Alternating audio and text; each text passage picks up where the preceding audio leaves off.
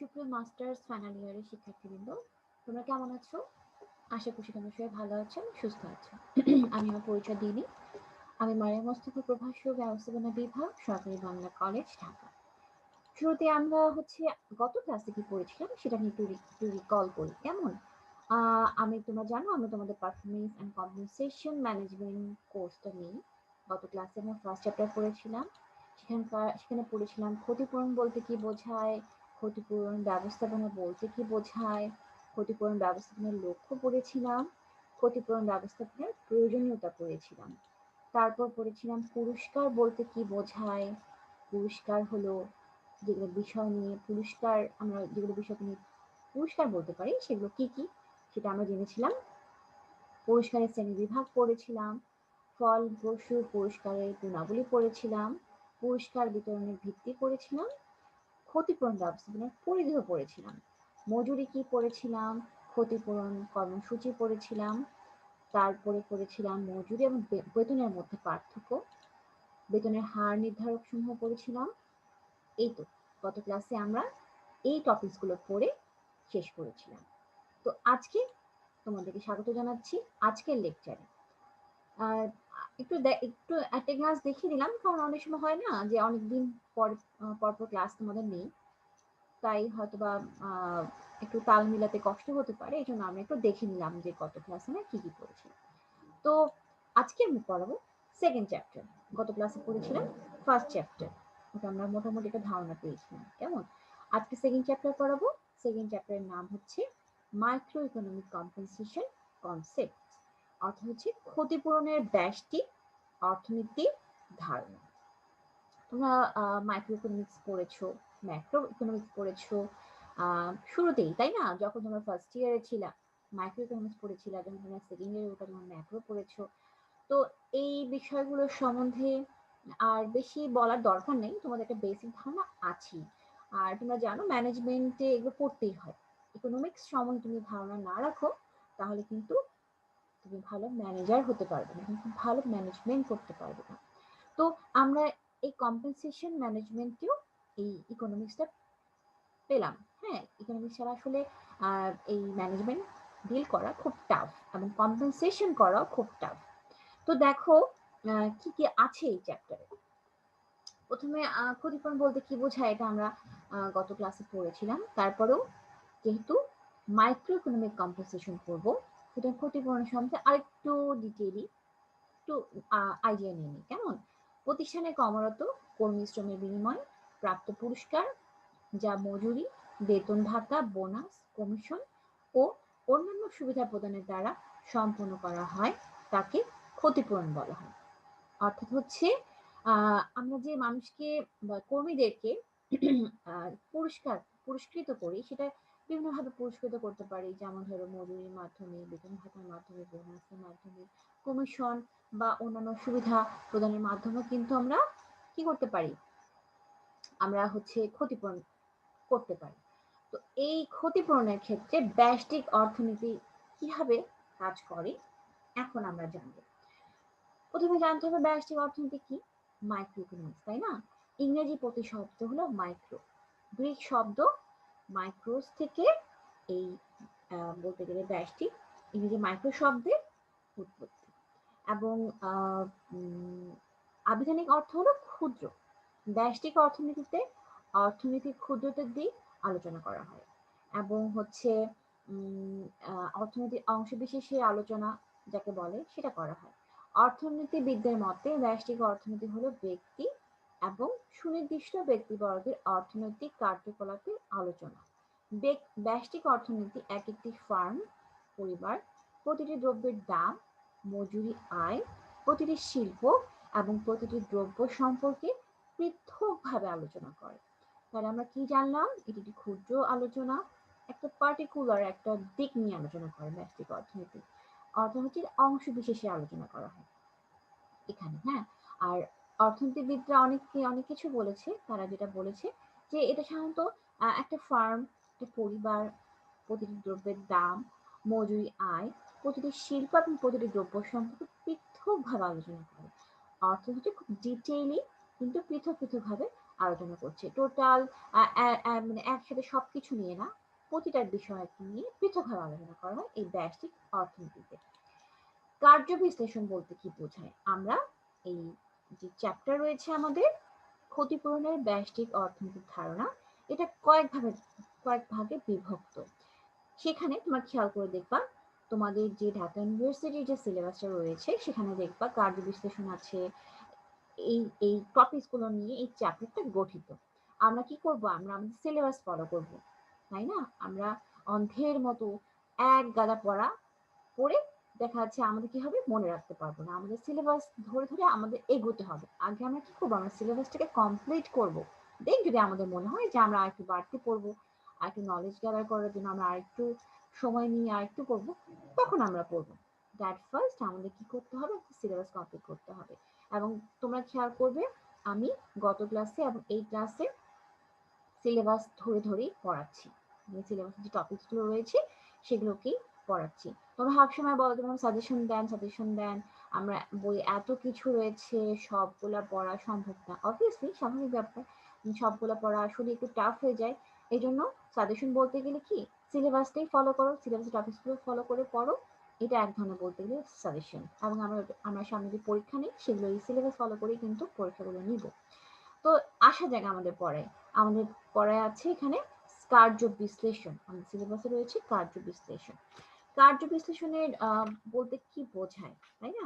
আচ্ছা, এখানে কার্য বিশ্লেষণ হলো কর্মী নিয়োগের এমন একটি প্রাথমিক প্রক্রিয়া যা প্রতিষ্ঠান তাদের পদের প্রকৃতি, অবস্থা, দায়িত্ব, কর্তব্য, কার্য, পরিবেশ নির্ধারণ করে। উক্ত পদে লোক নিয়োগের জন্য কর্মীদের শিক্ষাগত যোগ্যতা, দক্ষতা ও অভিজ্ঞতা নির্ধারণ করে। কার্য বিশ্লেষণ হলো মানব সম্পদ সংগ্রহের প্রথম পদক্ষেপ। এটা নোট করো। দেখো, আমাদের যে আমরা হিউম্যান রিসোর্স ম্যানেজমেন্ট পড়েছি ম্যানেজমেন্টে, সেখানকার প্রথম কাজ হচ্ছে এই জব অ্যানালাইসিস। একটা প্রতিষ্ঠানের সাফল্য নির্ভর করে একজন দক্ষ কর্মী বাহিনীর উপর, তাই না?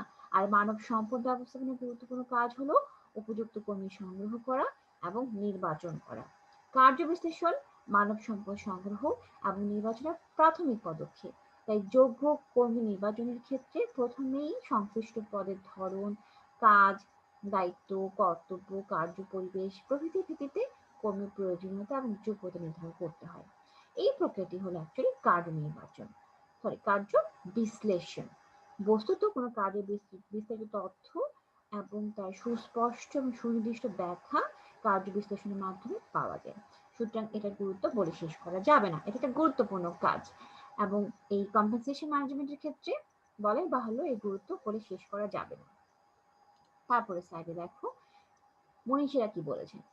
গ্যারি ডেসলার বলেছেন, কার্য বিশ্লেষণ হলো একটি কাজের জন্য প্রয়োজনীয় দায়িত্ব ও দক্ষতা নির্ধারণ এবং এই কাজ সম্পাদনের জন্য যাকে নিয়োগ করা হবে তার প্রকৃতি বা যোগ্যতা নির্ধারণের প্রক্রিয়া।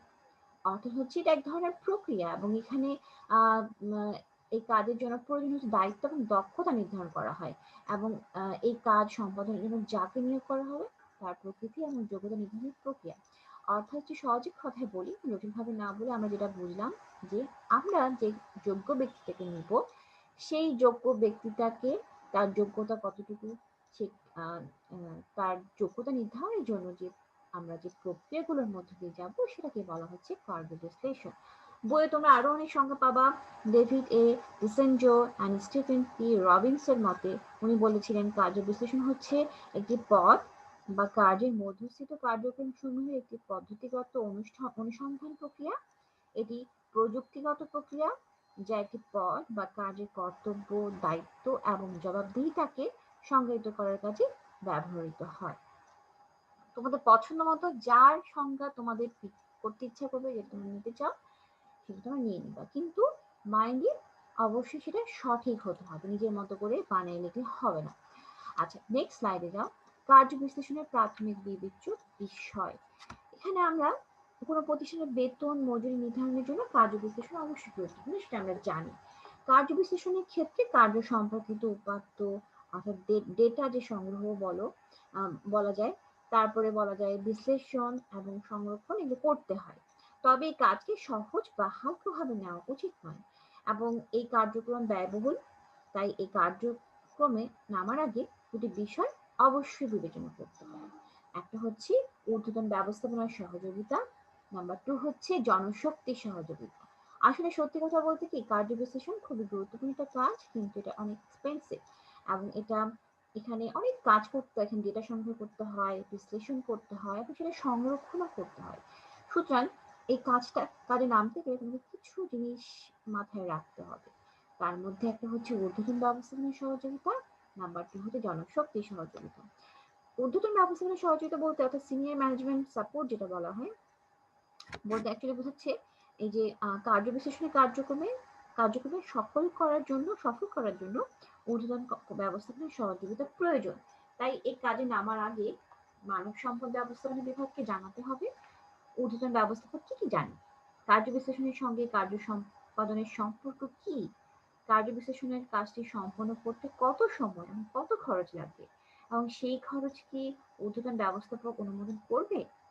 কার্য বিশ্লেষণের মাধ্যমে কোনো কিছু পরিবর্তনের সুপারিশ করলে তা উচ্চ স্তরের ব্যবস্থাপকরা বাস্তবায়ন করবে কি, এই কাজের দ্বারা আউটপুট কতটা বৃদ্ধি পেতে পারে, তারপর ধরো যে উৎপাদন বা প্রক্রিয়া ব্যয় কতটা কমতে পারে, কার্য সন্তুষ্টি বৃদ্ধি পাবে কি, এই সম্পর্কে উচ্চ স্তরের ব্যবস্থাপককে জানাতে হবে। অর্থাৎ আমরা যে কোশ্চেন গুলো পেলাম, আমরা যে কোশ্চেন গুলো আমাদের মাথায় ঘুরপাক খাচ্ছে, সেগুলা আমাদের কাকে বলতে হবে, উচ্চ স্তরের ব্যবস্থাপককে জানাতে হবে। মূলত উচ্চ স্তরের ব্যবস্থাপনার চাহিদা এবং অনুমোদন সাপেক্ষে কার্য বিশ্লেষণের কর্মসূচি গ্রহণ করা হয়। অর্থ হচ্ছে তোমার যতগুলো মাথায় যত কোশ্চেন অ্যারাইজ করবে, যে তোমার যে ইনকোয়ারি যেগুলো রয়েছে, সেগুলো তোমাকে অ্যাট ফার্স্ট তোমাকে এই হায়ার লেভেল অথরিটিকে জানাতে হবে, কারণ তারাই তোমাকে সাহায্য করতে পারে এবং তাদের সে অনুপাতে তারা কি করবে, কর্মসূচি গ্রহণ করবে। নাম্বার 2 হচ্ছে জনশক্তি সহযোগিতা, ওয়ার্ক ফর কোঅপারেশন। কার্য বিশ্লেষণের কর্মসূচি বাস্তবায়নের জন্য প্রতিষ্ঠানে বিদ্যমান জনশক্তি সহযোগিতা লাগে। তবে পূর্বের কার্য বিশ্লেষণের কর্মসূচির দ্বারা যদি কোনো প্রত্যক্ষ পরিবর্তন এবং সুপারিশ বাস্তবায়িত না হয়, তাহলে প্রতিষ্ঠানের কর্মকর্তা ও কর্মচারীগণ সহযোগিতা করতে আগ্রহ প্রকাশ করে না। এছাড়া কার্য বিশ্লেষণের দ্বারা তাদের আশা আকাঙ্ক্ষার বাস্তবায়ন না হলে সেই কর্মসূচির দ্বারা তারা প্রেষিত হয় না এবং তাদের উৎপাদনশীলতা বাড়ে না।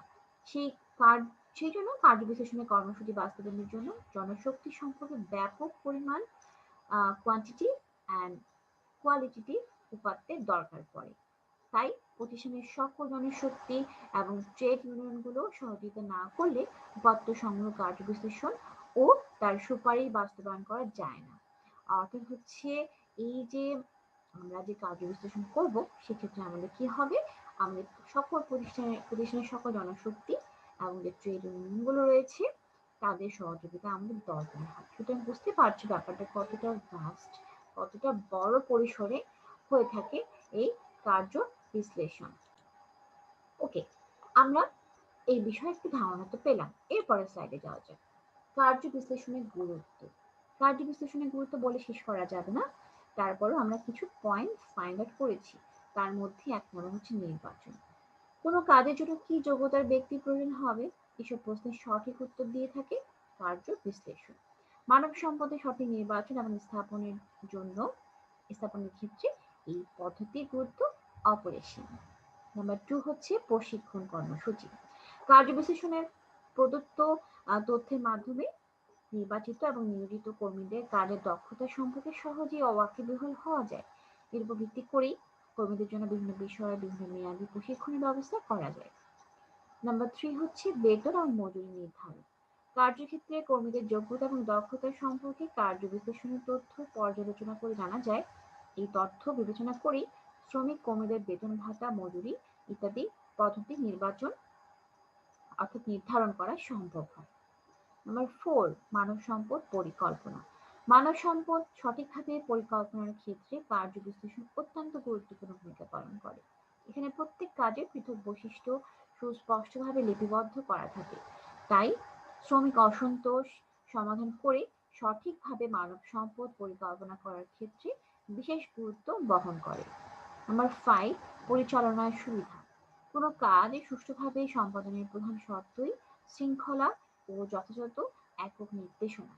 কার্য বিশ্লেষণ এমন একটি পদ্ধতি যার মাধ্যমে প্রতিষ্ঠানের প্রত্যেক পদ ও বিভাগ এবং কর্মীদের যোগ্যতা, দক্ষতা সম্পর্কে সঠিক তথ্য পাওয়া যায়।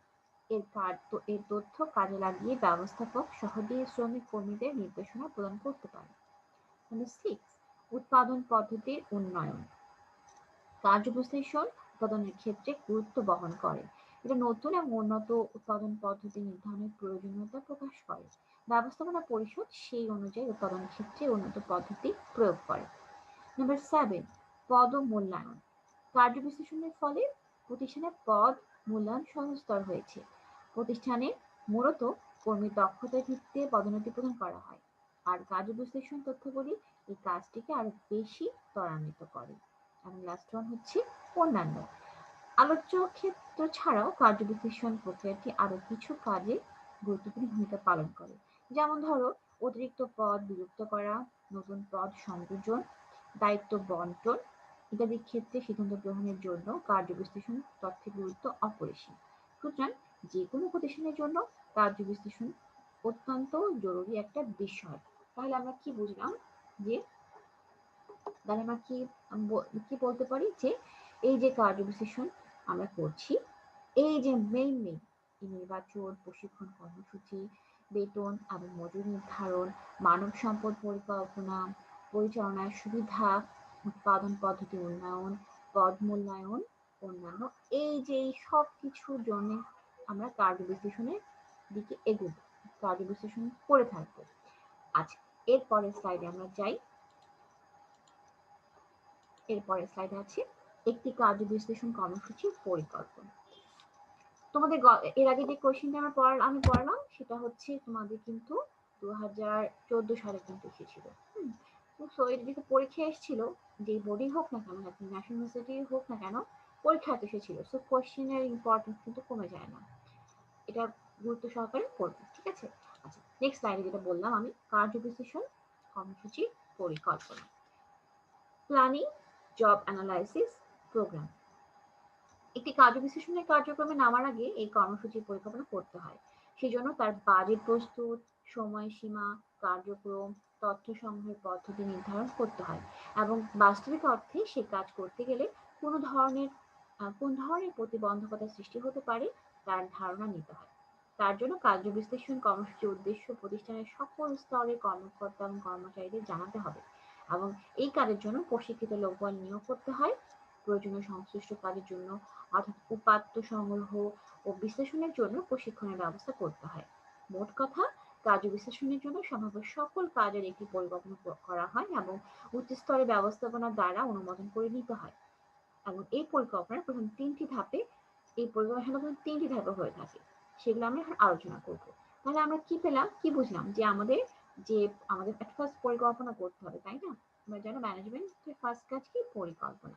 এখানেও একই ব্যাপার চলে আসছে, এখানে আমাদের পরিকল্পনা করতে হবে এবং পরিকল্পনা করতে গিয়ে সেটা আমাদের লাস্টে কি করতে হবে? ঊর্ধ্বতন কর্তৃপক্ষের কাছ থেকে সেটা পাশ করিয়ে নিতে হবে এবং সেটা সাধারণত তিনটা ধাপে হয়ে থাকে পরিকল্পনাটা, ঠিক আছে? প্রথমটা হচ্ছে প্রতিষ্ঠানের ব্যবহৃত কার্য সম্পর্কিত এবং অন্যান্য প্রাসঙ্গিক উপাত্ত নির্ধারণ, অর্থাৎ হচ্ছে কার্য বিশ্লেষণ কর্মসূচি দ্বারা প্রাপ্ত তথ্য ভবিষ্যতে ব্যবহার করা হয়।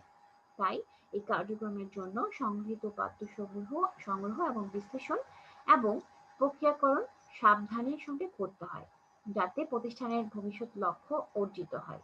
তার জন্য যে সকল উপাত্ত সংগ্রহ বিশ্লেষণ করতে হয় সেগুলো কি কি দেখো। প্রথম হচ্ছে কর্মসংস্থান। ভবিষ্যতে প্রতিষ্ঠানের কর্মী সংগ্রহের জন্য এবং চূড়ান্ত নির্বাচনের জন্য কর্মসংস্থান সংক্রান্ত কার্যগুলির উপাত্ত সংগ্রহ করা হয় এবং বিশ্লেষণ করতে হয়। এর মধ্যে কর্মী সংগ্রহ পদ্ধতি, সাক্ষাৎকার, পদায়নের প্রয়োজনীয়তা সম্পর্কিত উপাত্ত সংগ্রহ ও বিশ্লেষণ করতে হয়। নাম্বার 2 হচ্ছে প্রশিক্ষণ। কার্য বিশ্লেষণের জন্য কার্য সম্পর্কিত প্রাথমিক জ্ঞান এবং দক্ষতা থাকতে হয়, তাই প্রয়োজনীয় এই কাজের জন্য নিয়োজিত লোকবলকে প্রশিক্ষণ দিতে হয়। সি, সংগঠনের নকশা এবং কর্মী নিয়োগ। কার্য বিশ্লেষণের জন্য সংগঠনের নকশা বা কাঠামোর ও তার জন্য প্রয়োজনীয় কর্মী নিয়োগের ধরন সম্পর্কিত উপাত্ত সংগ্রহ করতে হয়। নাম্বার ডি, ক্ষতিপূরণ। প্রতিষ্ঠানের বিদ্যমান মূল বেতন, বোনাস এবং অন্যান্য সুযোগ সুবিধার অবস্থান কেমন তা এবং তার যুগোপযোগী কিনা তা বিবেচনা করতে হয়। তারপর আসে কার্য সম্পাদন মূল্যায়ন। প্রতিষ্ঠানের বিদ্যমান কার্য সম্পাদন মূল্যায়ন ব্যবস্থা কেমন এবং তা কর্মীদের নিকট গ্রহণযোগ্য কিনা সেটি বিবেচনা করতে হয়। তার জন্য সেই সম্পর্কে উপাত্ত সংগ্রহ করতে হয় যাতে ভবিষ্যতে মূল্যায়ন পদ্ধতি উন্নত করা যায়। এফ, নিরাপত্তা এবং স্বাস্থ্য। প্রতিষ্ঠানের বর্তমান নিরাপত্তা এবং স্বাস্থ্য ব্যবস্থা কেমন তা বিশ্লেষণের জন্য উপাত্ত সংগ্রহ করতে হয়, কারণ এর উপর কর্মীদের উৎপাদনশীলতা অনেকাংশে নির্ভর করে। জি, ধনাত্মক কার্যকরী পরিকল্পনা। প্রতিটি প্রতিষ্ঠানের প্রাথমিক নিয়োগের সময় প্রতিটি কাজ বা পদের জন্য জ্ঞান, দক্ষতা, দায়িত্ব সুনির্দিষ্ট থাকা দরকার। তার জন্য ভবিষ্যতে কোনো ধরনের প্রশিক্ষণ দিতে হবে এবং পদোন্নতি পদ্ধতি কেমন হবে তা নির্দিষ্ট করা দরকার। আর এই জন্য লিঙ্গ, বয়স, জাতিসত্তা ভিত্তিক বিভিন্ন সংশ্লিষ্ট উপাত্ত সংগ্রহ করতে হয়। এইচ, বিকলাঙ্গদের নিয়োগ। অনেক প্রতিষ্ঠান বিকলাঙ্গদের নিয়োগ দেয় না, আবার দিলেও তাদের চিকিৎসা ব্যবস্থা করে না। তাই কার্য বিশ্লেষণের সময় এই বিষয়টি নির্দিষ্ট করা দরকার।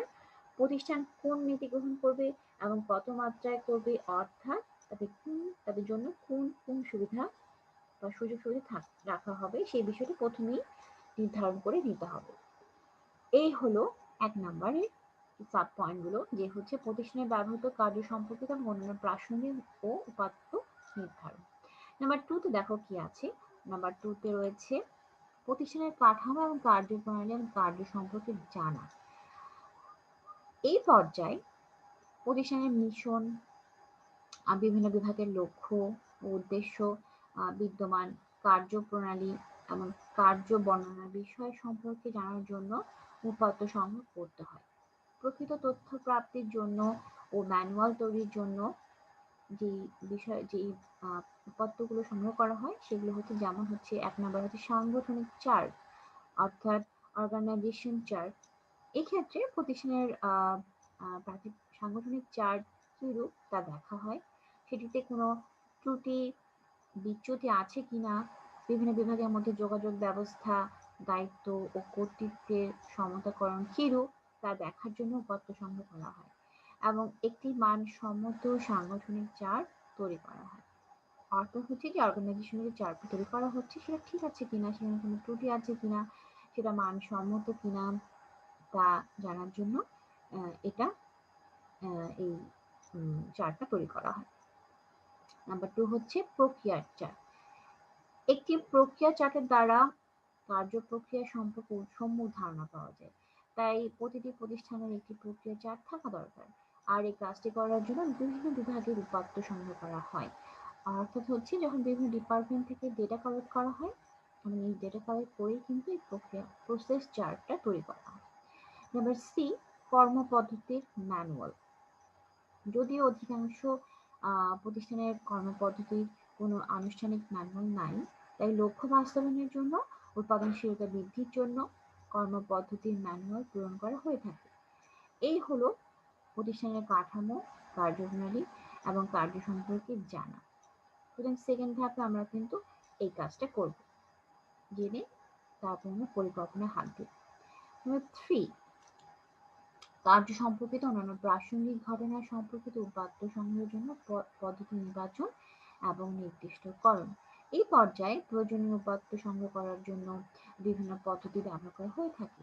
সেগুলো যেমন ধরো যে সাক্ষাৎকার, যেটা হচ্ছে ইন্টারভিউ, তারপর হচ্ছে অবজারভেশন, পর্যবেক্ষণ, তারপর ধরো যে কোশ্চেনিয়ার, প্রশ্নমালা, তারপর ডায়েরি বা লগ, হ্যাঁ, তারপর বলতে পারি যে সমন্বিত পদ্ধতি নিতে পারি আমরা, কম্পাইলেশন, হ্যাঁ। তো এই পদ্ধতিগুলোর মাধ্যমে আমরা কি করতে পারি, ডেটা কালেক্ট করতে পারি এবং এই ক্ষেত্রে একটি পদ্ধতি ব্যবহার না করে মানসম্মত উপাত্ত পাওয়ার জন্য একাধিক পদ্ধতি ব্যবহার করা হয়ে থাকে। এখন অনেক সময় দেখা যাচ্ছে একটা পদ্ধতি ইউজ করে দেখা যাচ্ছে অ্যাকচুয়াল আমরা ডেটাটা পাচ্ছি না, বা সেখানে ভেরিফাই করার জন্য আরো হয়তো বা আমাদের আরো ডেটা কালেক্ট করার জন্য, বা সেটাকে পারফেক্ট ইনফরমেশন অর্থাৎ পারফেক্ট ইনফরমেশন পাওয়ার জন্য হয়তো আমাদেরকে আরো পদ্ধতি অবলম্বন করতে হতে পারে। আচ্ছা, তারপরে দেখো নাম্বার 4 হচ্ছে প্রয়োজনীয় এবং যৌক্তিক কার্য ধাপের সূচিকরণ। এই পর্যায়ে বর্ণিত কাজের জন্য সময় এবং ব্যয় নির্ধারণ করা হয় এবং কার্যগুলো ধারাবাহিকভাবে সাজানো হয় এবং কোন কাজের জন্য কত সময়, খরচ এবং লোকবল লাগবে তা নির্ধারণ করে সূচিকরণ করা হয়। অর্থাৎ হচ্ছে দেখো এখানে আমি লাস্টে চলে এসেছি, লাস্টের কাজ এটা আমাদের। এখানে আমাদের কি করতে হয়, এখানে আমাদের ব্যয়, আমাদের কস্টটা ভাবতে হয়, কষ্টের কথা ভাবতে হয়, আমাদের যে টাইম লাগবে সেটার কথা ভাবতে হয় এবং সবচেয়ে বড় ব্যাপার হচ্ছে সবগুলো কাজকে সিকোয়েন্স অনুযায়ী সাজাতে হবে, অর্থাৎ ধারাবাহিকভাবে সাজাতে হবে এবং কোন কাজে কত সময়, কত খরচ লাগছে এবং কত লোকবল লাগছে সেটা নির্ধারণ করে সূচিকরণ করা হয়। অর্থাৎ হচ্ছে এই যে টোটাল 4টা পয়েন্টের সামারাইজ এটা। তো তাহলে আমরা কি পেলাম? আমরা কিন্তু একটা খুব সুন্দর একটা কার্য বিশ্লেষণ কর্মসূচির পরিকল্পনা পেলাম এই 4টা ধাপে। হ্যাঁ, এবং প্রধান 3টি ধাপ আমরা প্রথমে আলোচনা করলাম কি কি? যে at ফার্স্ট কি করতে হয়েছে, আমাদের প্রতিষ্ঠানের ব্যবহৃত কার্য সম্পর্কিত অন্যান্য যেটা হচ্ছে যে প্রাসঙ্গিক এবং তথ্য উপাত্ত নির্ধারণ করতে হয়েছে। নাম্বার 2 হচ্ছে প্রতিষ্ঠানের কাঠামো, কার্যপ্রণালী এবং কার্য সম্বন্ধে জানার জানার জন্য কিছু চার্ট করতে হয়েছে। তারপর হচ্ছে কার্য সম্পর্কিত অন্যান্য অন্যান্য প্রাসঙ্গিক ঘটনা সম্পর্কিত উপাত্ত সংগ্রহের জন্য পদ্ধতি নির্বাচন এবং নির্দিষ্টকরণ করতে হয়েছে। এবং এই প্রথম 3টা ধাপ আমাদের পেরোতে হয়েছে এবং লাস্টে যেটা হচ্ছে যে প্রয়োজনীয় এবং যৌক্তিক কার্যধাপে সূচিকরণ করতে হয়েছে। তো এই হলো একটা কার্য বিশ্লেষণের প্রাথমিক কর্মসূচির পরিকল্পনা। ঠিক আছে, এটা খুব ইম্পর্টেন্ট কোয়েশ্চেন। এরপরে স্লাইডে আমরা চলে যাই। কার্য বিশ্লেষণের বিষয়সমূহ। এখানে যেটা হচ্ছে যে আমাদের কিছু বিষয় আমাদের মাথায় রাখতে হবে কার্য বিশ্লেষণের ক্ষেত্রে। সেগুলো কি কি দেখো? পদের নাম এবং অবস্থান। কোনো প্রতিষ্ঠানে লোক নিয়োগের আগে পদের নাম ঠিক করতে হবে। তাদের সাথে পদের নাম সঙ্গতিপূর্ণ এবং সম্মানজনক হতে হবে। এছাড়া পদের কাজের অবলম্বন নির্ধারণ করতে হবে। নাম্বার 2 হচ্ছে পদের কার্য বর্ণনা। এখানে নির্দিষ্ট পদের কার্যসমূহের সুস্পষ্ট এবং সংক্ষিপ্ত বর্ণনা থাকতে হবে। নাম্বার 3 হচ্ছে পদের দায়িত্ব এবং কর্তব্য। পদের দায়িত্ব এবং কর্তব্য কি হবে তার বিবরণ থাকতে হবে। একজন কর্মীকে কি কি কাজ করতে হবে এবং কিভাবে করতে হবে তার বর্ণনা থাকতে হবে। নাম্বার 4, একটি প্রতিষ্ঠানে একটি পদের সঙ্গে অন্যান্য পদের সম্পর্ক কি তা সুনির্দিষ্ট থাকতে হবে। যেমন উক্ত পদটি ঊর্ধ্বতন বা নিম্নতম বা সমান্তরাল পদের সঙ্গে কি কি সম্পর্ক হবে তা উল্লেখ করতে হবে। এ বিষয়ে সাংগঠনিক চার্ট থাকা বাঞ্ছনীয়। আমি একটু আগে বললাম যে সাংগঠনিক চার্টের একটা ব্যাপার চলে এসেছিল, তাই না?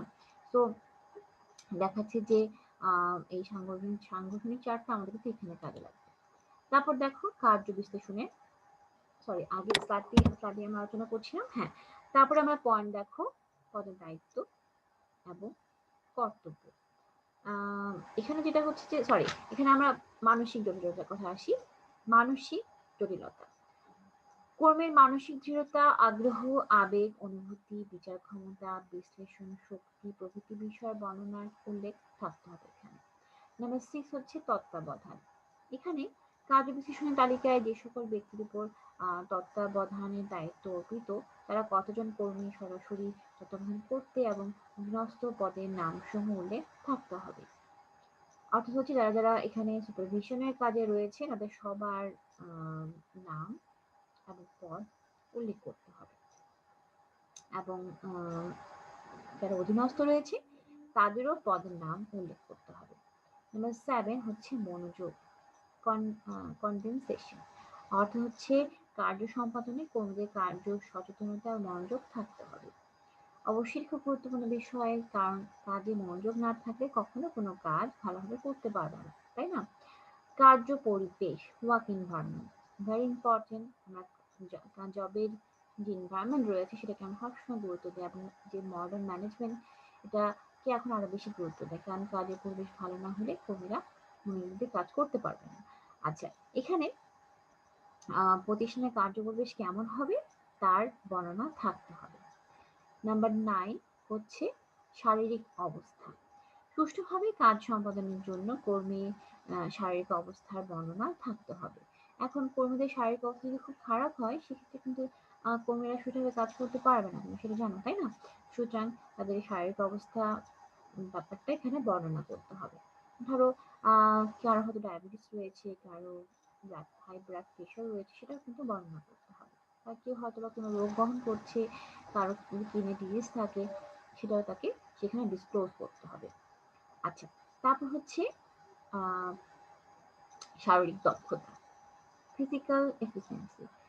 আচ্ছা, এক্ষেত্রে কর্মীর চেহারা, এক্ষেত্রে যেটা হয় যে কার্য সম্পাদনের জন্য শারীরিক দক্ষতা বর্ণনা থাকতে হবে।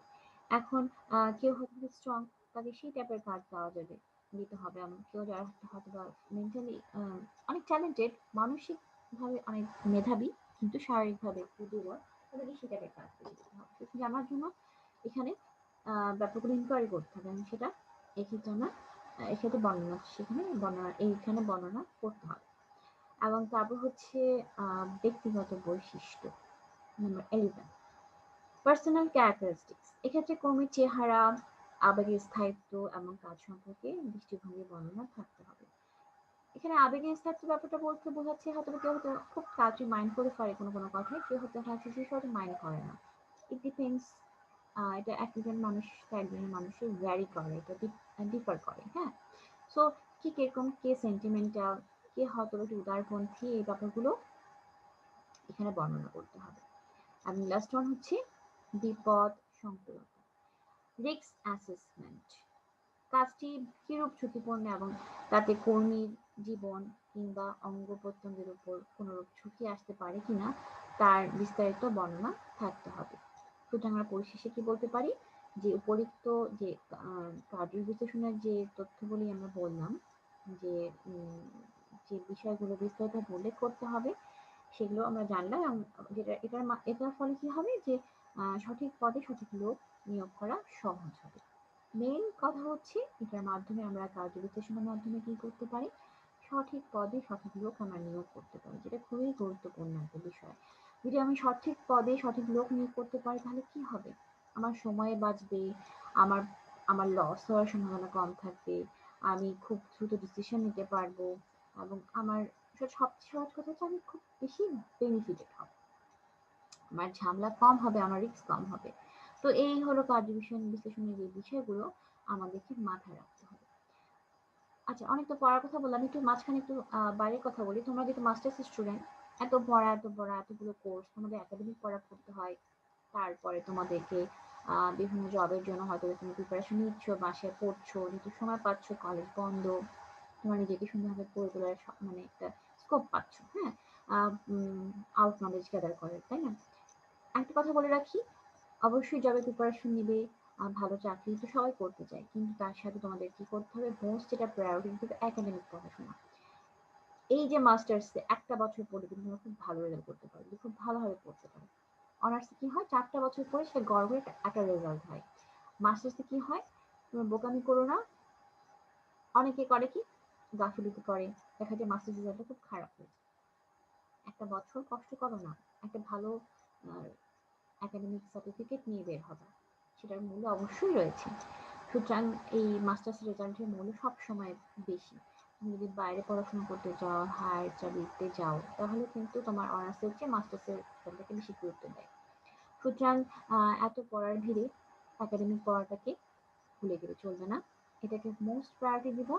এবং এটা পড়ার ফাঁকে ফাঁকে তখন তোমরা সময় পেলে তখন তোমরা জবের প্রিপারেশন নেবে।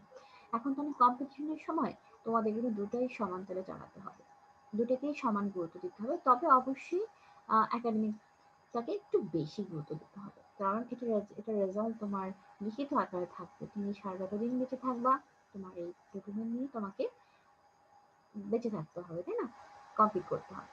আচ্ছা, নেক্সট স্লাইডে যাই। কার্য বিশ্লেষণের ব্যবহার। এখানে কার্য বিশ্লেষণের যে ব্যবহার রয়েছে, ইউজ অফ জব অ্যানালাইসিস, এটাকে আরো আরেকভাবে বলা যেতে পারে যে কার্য বিশ্লেষণের উদ্দেশ্য কি, অবজেক্টিভ বা পারপাস অফ জব অ্যানালাইসিস, দুভাবেই বলা যেতে পারে। আচ্ছা, এখানে প্রথমে দেখো, মানব সম্পদ সংগ্রহ, নির্বাচন ও নিয়োগ। প্রথমে কাজ কি, কার্য বিশ্লেষণের দ্বারা পদ নির্ধারণ, পদের কাজ, দায়িত্ব, কর্তব্য, কার্য পরিবেশ, তারপরে নির্ধারণের সাথে কর্মীর দক্ষতা, যোগ্যতা নির্ধারণ করা হয়। ফলে দক্ষ মানব সম্পদ সংগ্রহ, নির্বাচন এবং নিয়োগ করা সহজ হয়। বিশেষত একটি প্রতিষ্ঠানের জন্য এই বিষয়টি অত্যন্ত গুরুত্বপূর্ণ।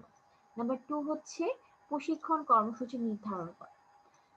কার্য বিশ্লেষণের মাধ্যমে কর্মীদের বর্তমান দক্ষতা এবং যোগ্যতা সম্পর্কে জানা যায়। ফলে তাদের দক্ষতা এবং যোগ্যতা বাড়ানোর জন্য প্রয়োজন অনুযায়ী প্রশিক্ষণ কর্মসূচি নির্ধারণ করা হয় এবং বাস্তবায়ন করা হয়।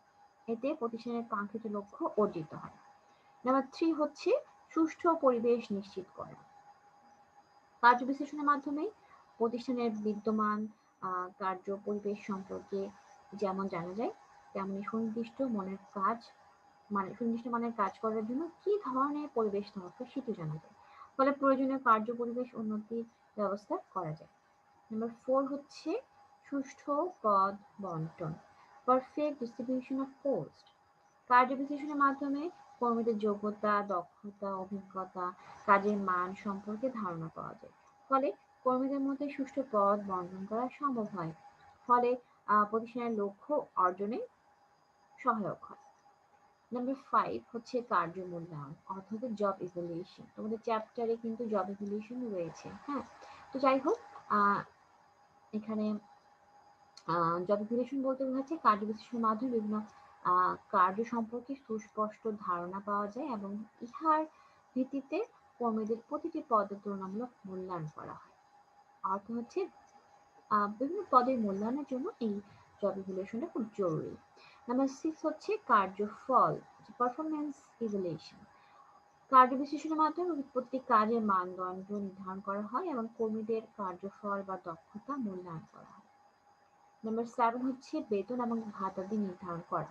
কার্য বিশ্লেষণের দ্বারা প্রতিটি পদের দায়িত্ব, কর্তব্য, দক্ষতা, যোগ্যতা, ঝুঁকি প্রভৃতির ভিত্তিতে বেতন ভাতাদি নির্ধারণ করা হয় এবং অন্যান্য ভাতাদি নির্ধারণ করা হয়। অর্থাৎ হচ্ছে যে আমরা যে জব অ্যানালাইসিস করছি সেখানে এটার মাধ্যমে আমরা কি করছি, আমরা বিভিন্ন পদের দায়িত্ব, তারপর যোগ্যতা এবং ঝুঁকি নিয়ে কিন্তু একটা ধারণা নিতে পারছি। ঝুঁকি নিয়ে একটা ধারণা, একটা আইডিয়া বলতে গেলে নেওয়া যায় এবং সেই ধারণার মাধ্যমে আমরা কি করছি, বেতন নির্ধারণ করছি।